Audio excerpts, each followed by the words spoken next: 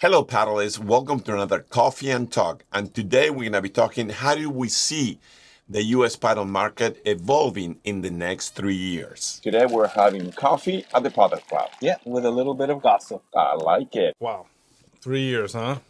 I mean, we could project, but it's hard to really see. I mean, just think of it 2 years ago, 3 years ago. Well, let's go back. Where were you? Let's go back 3 years. Maybe we should talk about that because that's a for sure thing. What happened in the last 3 years? Because what's going to happen in the next 3 years? Wow, I think this is going to really blow up. Yes, but if we see what happened in the last 3 years compared to what's happening in the next 3 years, so let's go back 3 years ago. Yeah. So what happened? So let's say 2021. 2021. I mean, the thing is being, the wheels start going faster and faster and faster from the point of view of building paddle courts, paddle clubs. Well, here we had pretty much three clubs. Three main clubs: Winwood, Real Paddle, and Paddle Life. Paddle Life. And then I think 2021, correct me if I'm wrong, Open Paddle opened up. I remember that was a big thing because that was the first indoor paddle club. Well, I want to say Paddle Life was indoor. Yeah, but this one was 5 courts. I mean, high ceilings. Yes, it had the whole. It was a purely paddle club. Yes. So that was big. I remember going there, and I remember going there when it first opened. I was like, wow, this is great. And then you had Reserve open up the seaplane. Yeah. That was a big. That was big. I mean, and you know what? When we talk about doing a good marketing campaign, they prop up everyone. Mm-hmm. Everybody was expecting that grand opening. Yeah. Everybody was hearing and seeing. That was big, man. That was big. I mean, that was a different market, different level. It was like the first members or private club, that they were kind of, But top of the line. Yeah. Top of the line. I mean, with those views, I mean, seaplane, it was like. So that was like, wow. Yeah. I mean, and then we had Ultra. Yeah. And that was kind of, the thing is, I think that one, for about a year, it was open. Yeah. So within that year, you had those other ones open. But remember the Ultra was initially much smaller with only 8 courts. Yeah. 3 indoors and I think it was 4 or 5 outdoors. Yeah. So, but it was like, and that was like, I don't know, a year. I think a year. Yeah. Where they were kind of like, they weren't, they weren't officially open. Yeah, with permits and things like that. They had some issues with permits and things like that. So all these things were happening, not including all the other clubs. I mean, there's another dozen other clubs. But within that time, 2020, so that was, you couldn't, there was only 1 or 2 places you can get equipment. Like locally, there's like just the clubs, but they barely had any equipment. On e-commerce, it was barely there. Well, the other thing is core availability. Remember that you have to go in a week before and just 7 a.m. and refresh. Try to see if there was an open court. Yes, I was there before where it was easier to get courts, and then all of a sudden it kind of like it was like this little boom. You know what I'm saying? And then you couldn't get courts. You'd rather be in a league already, or somebody already has a court already and is inviting you in, and you're good. But if you didn't have that, to try to get a court, forget it. But then these clubs opened up, and then the courts were a little bit more available. It was kind of like this, demand, okay, and then you have less demand because more courts open, and demand again, and that's where it's going. That roller coaster up pretty much. Yeah. And now, I mean, we should be able to know what clubs are opening up. Like, oh, this club, yeah. Now, forget it. There's so many projects and so many clubs opening up. It's like you can't really keep track. Every single day we heard something. And first, it was just Florida because nobody else was crazy enough to do a club anywhere else besides, let's say, Texas and Florida. And now it's like all over the place. Now it's clubs opening up everywhere. The fire started. I mean, it's spreading all over the United States. Yeah. I mean, we're seeing from, the Northeast. It's the same thing when Paddle House opened up in Connecticut. That was a big one too. I was there the first week. Yeah. I mean, that was, and I have a home in Connecticut. I go back in the summer. That was big. Yeah. I was there every weekend. Yeah. I was staying at a certain hotel every weekend playing, And it was, man, that was big for New England. Yeah. That was real big. That And was then big. they opened one up in Vermont. Yeah. One court in Vermont. I went there to play at like 25, 30 degrees of weather. And we played. That's how like fanatic I was, And of course we opened up one in Connecticut, and the second one opening up, I have my club in Connecticut. So and then we had what is that? Philadelphia opened up too. Yeah, The multi-facility, multi-sport facility. That was beautiful. Yeah. I mean, wow, it's really beautiful in there. I went to that. So, but now there's so many. And then the trains start going faster and faster, and now we see daily. I mean, we see paddle clubs open up left or right. In Boston, which is at the PPL, and we met up some new club owners and. The PPL, team owners, they also want to open paddle clubs. They're all going to open up their own club. If not, they already have one. They already have one because they need a place for their players to play. LA Beats already is opening up in the next couple of weeks. The LA Paddle Club in Culver City, California. And that one looks really cool. Yeah, LA has Pura Paddle. I mean, they have the LA Paddle Club. I mean, there's so many projects coming up into the West Coast. If you go to San Francisco, you have Park Paddle now with 2 facilities. Bay Paddle has one airplane hangar, which is absolutely fantastic. I think they're opening another one. Park Paddle just opened in Sacramento. And let's talk about ballers, man. Well, let's talk about ballers. Man. I don't know if you guys seen the news, but let's talk about first. We were trying to see when are the former professional tennis players or the tennis players jumping into paddle. The Americans. I mean we seen the Ronaldos. I think they put their toes in it. Yeah. But they haven't gone full blown. Yeah. But now we're starting to see it. Now we got the news that Andre Agassi is investing $20 million into a paddle center, multi-sport like paddle and pickleball and a little bit of everything. These clubs, they're going to be called the Ballers. We have some discussions with Paddle Locks also. Talking about Ballers. Yeah. I think they're going to be the paddle core providers. They're opening in Philadelphia. Unbelievable facility. This is not. I mean, let's talk about that. Yeah. Who is this marketed to? What amenities they're going to have, and this is almost kind of going to be how do you call it? I can't remember the name, but almost franchisee type. Yeah, but I think that they're aiming more like a lifetime type of gym where you have a little bit of everything.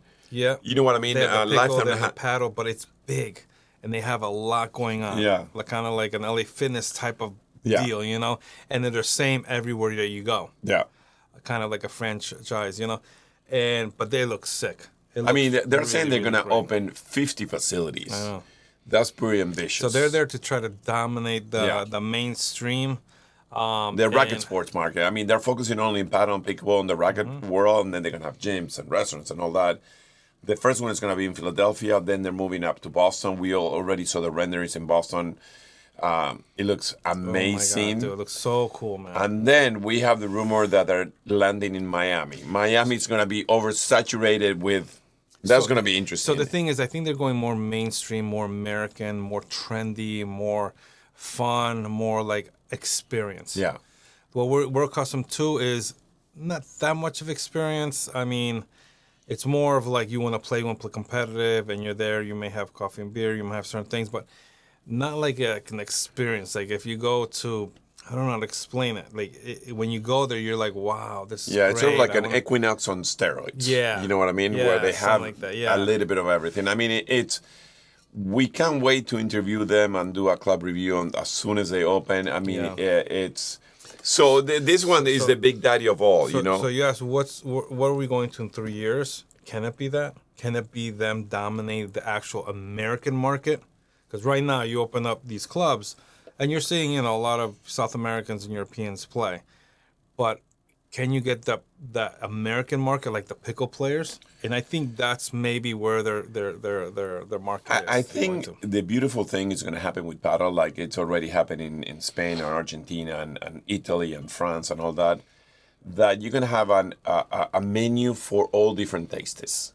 You know what I mean? If you want to go to your hometown club, if you want to go to the mega ultra luxurious, the reserves or the ballers, then you're gonna have the ones in between. I think they're gonna focus more on American culture. Okay, so and it's hard to explain this. Like when you go to some of these clubs, most of them are Spanish speaking, Spanish dominant, and in English, or at least definitely both Spanish and English. And you're gonna get some of that culture of that South American, European type of culture and feel, versus maybe ballers going more towards that American type of culture feel. Well, but let's look at another beat. Which will be more approachable for people that never play paddle, because it could be definitely intimidating going to the place, everybody speaking Spanish, and this has a culture. It's hard to relate, so you kind of almost don't fit in. I think they're focusing on the American pop culture and that feel. Well, let's talk about something that we already did a podcast with this, and where's the paddle is going. Now we did a podcast a couple of months ago on paddle moving into the old traditional country club, and that's where you're gonna. Now they're over. I mean, we did the count. It's like almost 40, 50 different country clubs around the country, which they're not. That's not much. But it's incredible. Well, that's definitely going to happen. It's already happening. Yeah, you have all these country clubs that put in 2 or 3 paddle courts on their clubs, and we did a great podcast on that, where now you see the trend not only having the commercial clubs, but also the old traditional country clubs adding paddle courts. And I think that's because there's a demand for it. A lot of those people who are members there, they vacation a lot. For summer or for the winter or whatever. And wherever they're going, whether to Europe, South America, Asia, wherever, they most likely seen paddle. Yeah. And they're like, hey, I want this at my country club. Yeah. So if enough people ask for it and there's enough demand, obviously they're going to install it there. No, and the beauty about all these country clubs, and I think it's adding another racket sports to your membership. Yeah. You always had the golf and tennis membership. You know what I mean? That's a typical, a country club with a swimming pool on it and a nice restaurant and all that. That was your typical, country club. Now they're adding pickleball.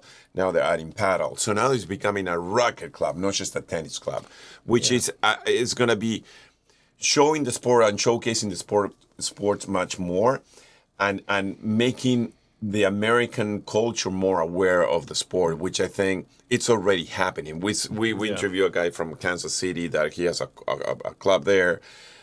It's just incredible. I mean, it's such a beautiful, beautiful sign to see paddle spreading all over the United States. So let's talk about some raw data. Last year, they built a total of 400 paddle courts around the country. United States is nothing. It is nothing, yeah.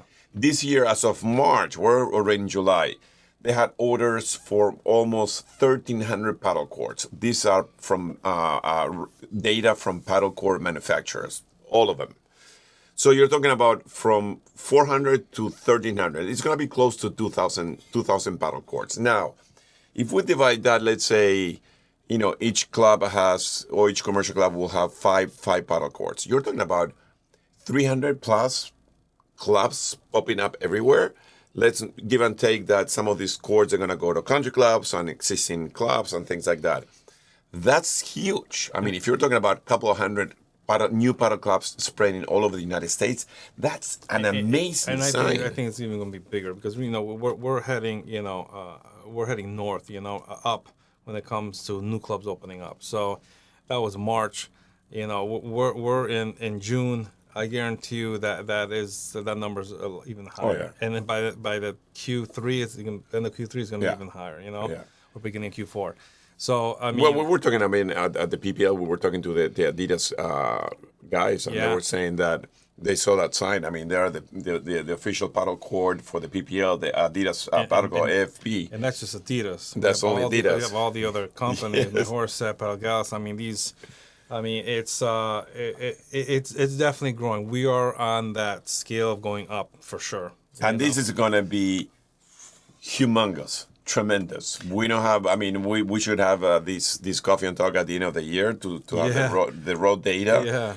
But the trends that we've seen from 3 years ago to now to moving forward 3 years, let's say, it's 2,000 courts this year. Let's say it's 1,000, another 1,000. So it's at 3,000 courts on 2026, and so on. This is going to be evolving and evolving and evolving. So the question is, do you invest into paddle? And if you do invest into paddle, where do you invest in? Do you invest in the clubs? Do you invest into software development? What platforms? What do you invest in? Well, let's talk about how many. Everybody's trying to raise money, and they're raising it. We've seen already at least 6 to 10 new paddle brands. Apparels. You have the PPL, the actual teams you can invest in. I mean, now is kind of the time to do it. Yeah. 2026, 2025 and 26. If not, you're gonna be late. It's paddle clubs and all that, but we know that all these new clubs that are opening, they need some help.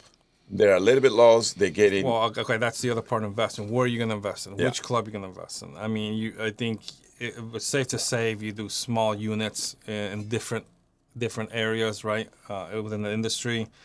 But I mean, you really need to look at that deck, look at its strength. You got to look at all those things before you invest. But if you're going to, I think right now is really the time to do it. It is the time. 2025, everyone. If you want to invest in paddle, jump on the train because it's going to go faster and faster, and then it will be much more difficult for you to jump on it. So we're here to help. Please follow us, share, and like, and thank you so much.